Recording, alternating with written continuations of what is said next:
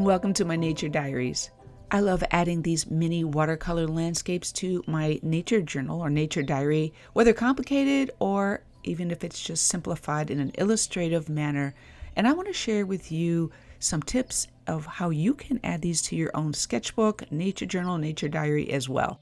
My goal here is to break off that intimidation factor and to get you started with your own mini watercolor landscapes. My first tip is to find an item of interest.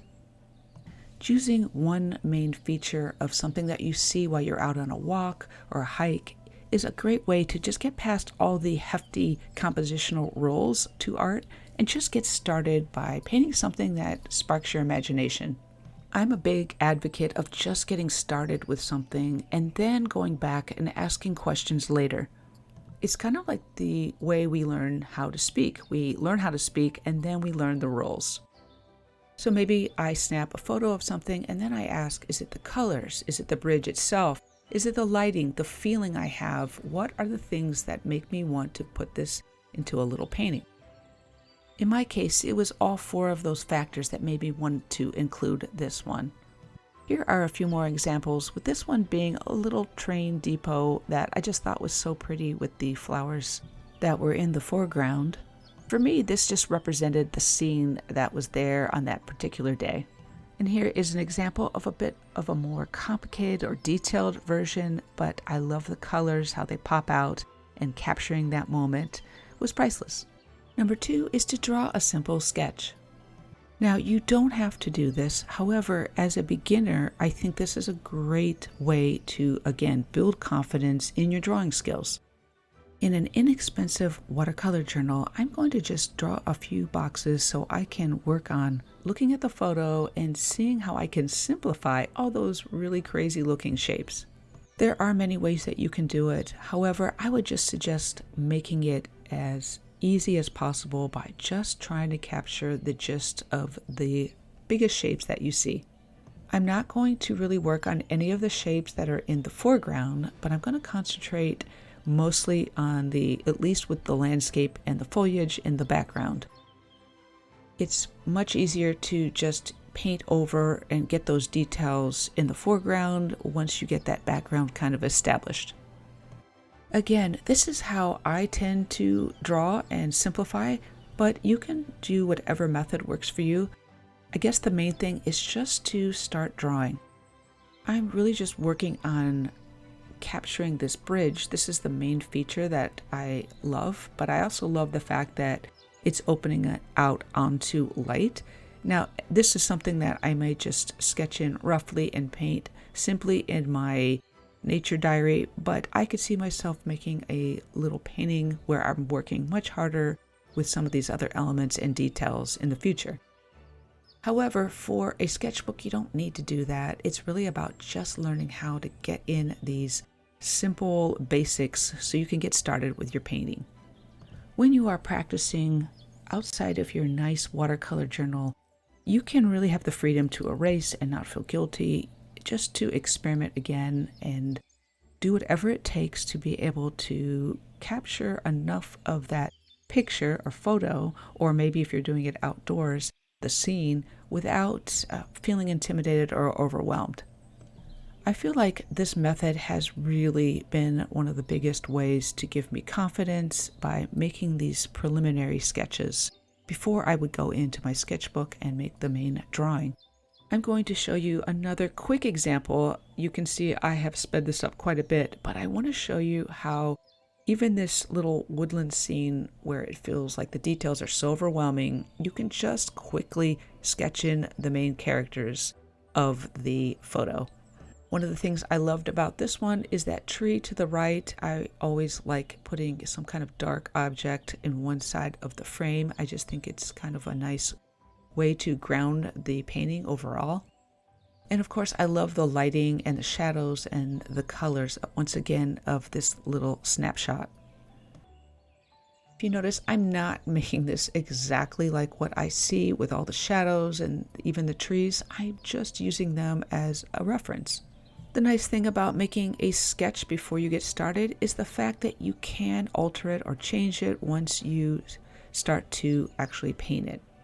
Once again, just remember if you are drawing in your own watercolor sketchbook to use either a really light pencil or to take some kind of kneaded eraser preferably and just lighten up those lines as much as possible if you don't want to have those lines showing through very much. Because this is an illustrated, simplified painting, I'm not too worried about them because I will go ahead and probably add some ink to this. But just to let you know, just a reminder to definitely use a lighter pencil. I'm using a darker one just so you can see for this example. The key takeaway for this tip is to just keep that drawing as simple as possible and just use it as a skeleton, or think of it as a hanger to put your clothes on, but something to just get you started and again, get you past that fear factor of putting paint to paper. I also highly encourage you to use tools when you're drawing. You saw me use a ruler earlier. You could also use any kind of straight edge or compass, anything that has arches or shapes to them, if that makes you feel more comfortable with drawing instead of just maybe doing it freeform like I was doing. Once we make our simplified drawing, we can now in confidence go on to our next step, which is to consider using a limited color palette. Once again, simplifying is a great way to help get over or get past the vast amount of decisions that we can make when we're trying to use watercolor paint. Limiting my color selection to just a few was a game changer for me when I started making art. It's so easy to get overwhelmed by all the beautiful colors that we see from people advertising online or maybe in the art store.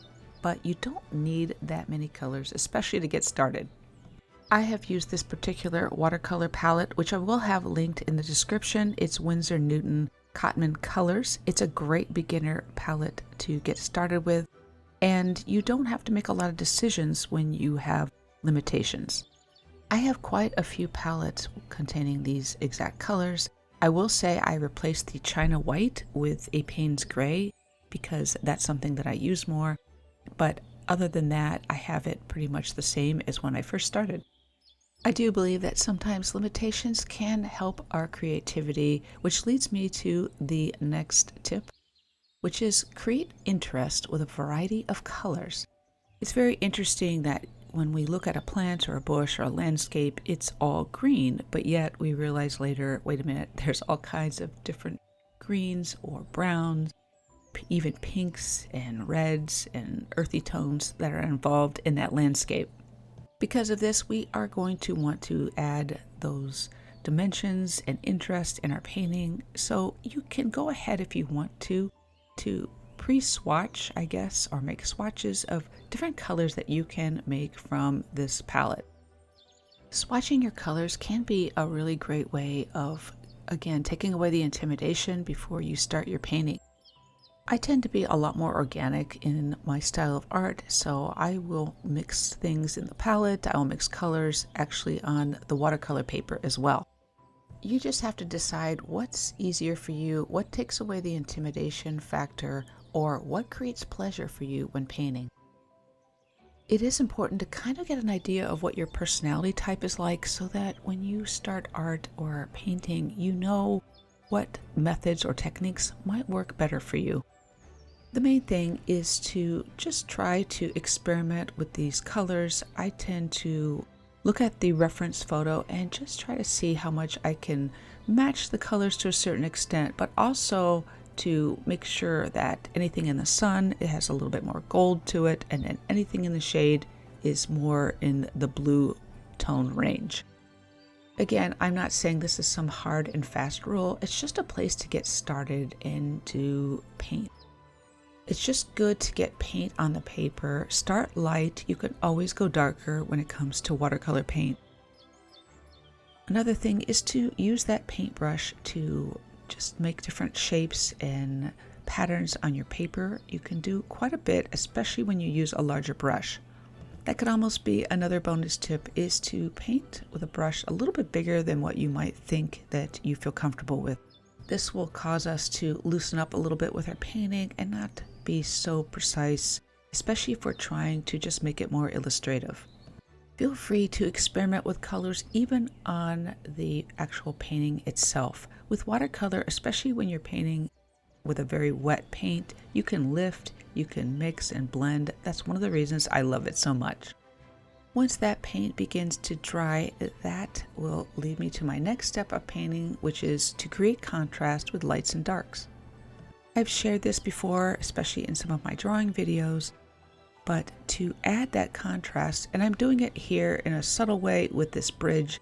It happens to be made of wood, so it's a little bit darker, and I'll be adding color and making it darker as I go along. But adding these dark elements really can help, again, add interest to your painting. It is important, even if we're doing illustrative type of work, to let your paint dry to a certain level, because it will dry lighter and you can go back in then with less water and more paint to add more of those darker and richer tones.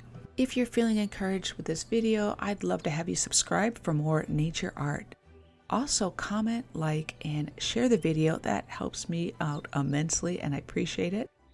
Follow me on Instagram at my_nature diaries, and don't forget to hit the hype button as well. I appreciate that if you feel like you've been inspired. Even though the branches I'm putting in are very light, you'll see that I will darken it progressively, especially once the paint dries. Another step, you don't have to do this, but I like to do it a lot, is to use a micron pen in this case, and just go ahead and add in some details here and there just to make it a little bit more interesting and illustrative.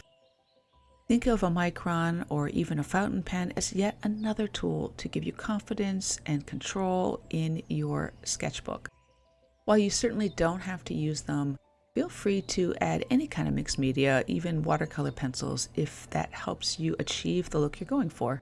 Letting that painting dry for just a bit, I'm going to work on the other side of this layout. And as you can see, I am adding now some brighter tones. I'm going to be adding reds to this side of the page. Now when I do this, what I like to end up doing is taking those same colors and adding them into my little landscape painting.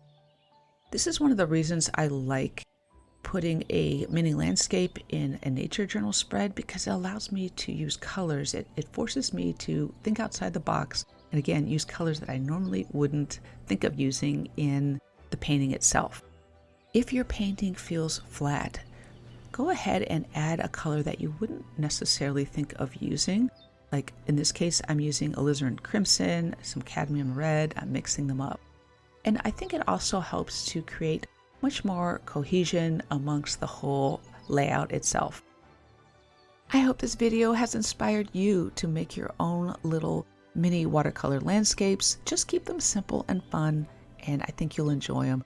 Just remember to, as always, that you are so amazing and creative, and I hope you will join me next time for more nature art.